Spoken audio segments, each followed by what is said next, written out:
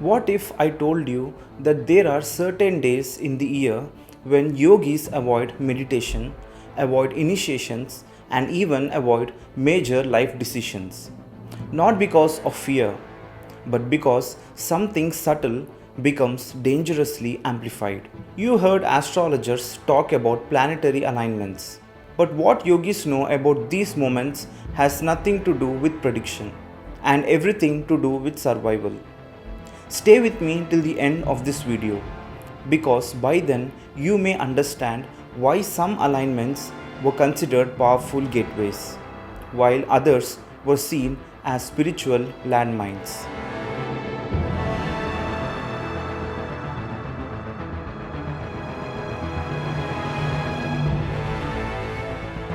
In yogic science, planets were never worshipped as gods sitting in the sky. They were understood as massive energy bodies exerting gravitational, magnetic, and subtle influences on life on Earth.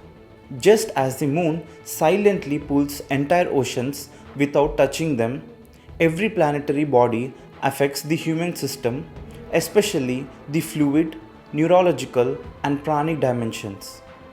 Yogis observed this not through telescopes, but through the human body itself. They noticed that on certain days the mind became unstable, on others the body resisted stillness, and on a few rare alignments, consciousness behaved unpredictably. The yogic system views the human being as a miniature cosmos. What happens in the sky does not stay in the sky. It echoes within you. Your spine is aligned with gravity. Your fluids respond to lunar cycles. Your prana reacts to solar and planetary movements. When multiple planetary forces pull in conflicting directions, the human system experiences internal turbulence. For someone unconscious, this may show up as mood swings or restlessness. For a seeker pushing into deeper states, it can be destabilizing. In mystic musings, Sadhguru once remarked, certain alignments don't create problems, they expose unpreparedness. He explained that planetary alignments don't harm anyone by default. They intensify whatever state you are already in. If your system is stable, awareness can expand rapidly. If it's fragile, the same intensity can cause confusion, fear, or psychological imbalance. This is why yogis never approached these days casually. Not all alignments are celebrated. Some are deliberately avoided for spiritual practices. When Saturn, Rahu, or Ketu dominate certain configurations, the human mind becomes prone to rigidity, obsession, or dissociation. When Mars aligns aggressively, the nervous system overheats. When eclipses occur, the moon's stabilizing influence is disrupted. Yogis understood eclipses not as omens, but as periods of pranic instability. This is why traditional cultures advised fasting, silence, or rest during these times. It wasn't superstition, it was self preservation. If you notice, powerful yogic initiations are almost always timed carefully, not for astrology, but for energetic coherence. An initiation opens dimensions within the seeker that were previously dormant.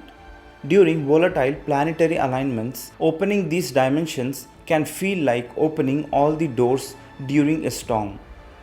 This is why advanced yogis would sometimes postpone initiations, even if the disciple was ready. The cosmos also had to be aligned. Timing in yogic science is compassion. Modern science has begun noticing correlations between solar storms, geomagnetic fluctuations, and human behavior. Hospital admissions increase, sleep cycles disrupt, heart rhythm variability changes. What science calls space weather, yogis experienced directly in their nervous systems thousands of years ago. They didn't measure it with instruments, they became the instruments. The danger is not the planets. Here's the crucial truth yogis emphasize. The danger is never the alignment, it's unconscious engagement. Most people move through these phases unaffected because they are not inwardly sensitive. But seekers who are refining perception become more vulnerable during unstable cosmic conditions. That's why yogis warn, not frighten. They don't say, don't live. They say, don't push. There's a difference. Another subtle line from mystic musings reflects this beautifully. When the cosmos speaks loudly, learn to listen, not to shout back. During intense alignments, yogis reduce practices, ground the body, and stabilize awareness. They don't chase experiences, they protect balance. Because once balance is lost, even truth can become dangerous. What this means for you? You don't need to fear planetary movements. Fear only arises when there is ignorance. But awareness means knowing when to act and when to remain still.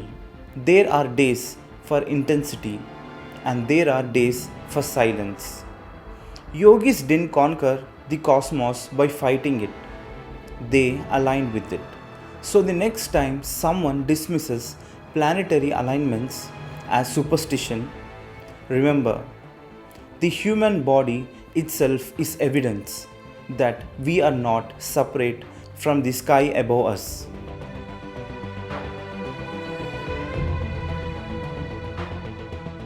If this video gave you a deeper understanding of why yogic wisdom treats time and alignment with such respect, share it with someone walking the spiritual path.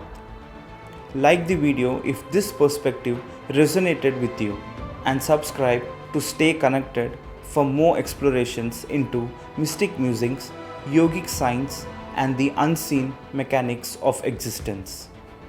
Stay balanced, stay aware.